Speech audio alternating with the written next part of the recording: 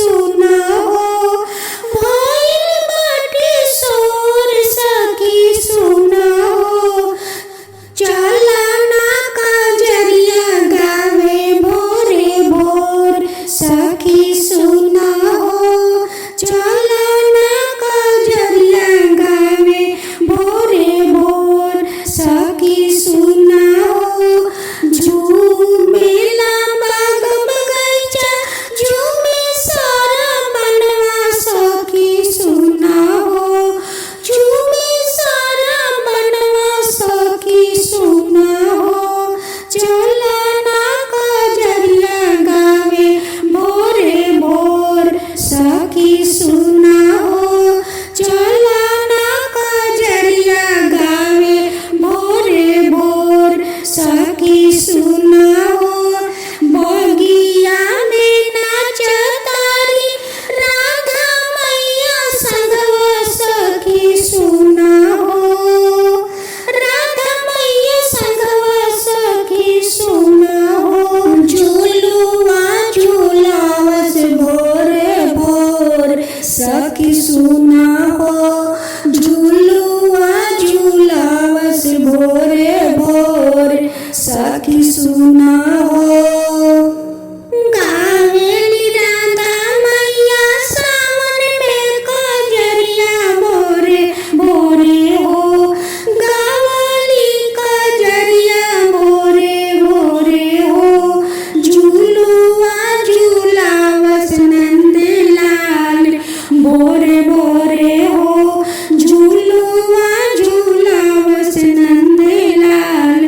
भोरे भोरे हो कृष्ण जी के बगिया में भइल बाटे शोर सखी सुना हो भइल बाटे शोर सखी सुना हो चला ना कजरिया गावे भोरे भोर सखी सुना हो चला ना कजरिया गावे भोरे भोर सखी सुना हो झूमताटे बाग बगैचा झूमताटे बनवा सखी देखा हो नाचताटे मोर मोरवा सखी सुना हो नाचताटे मोर मोरवा सखी सुना हो राधा मैया झूलेली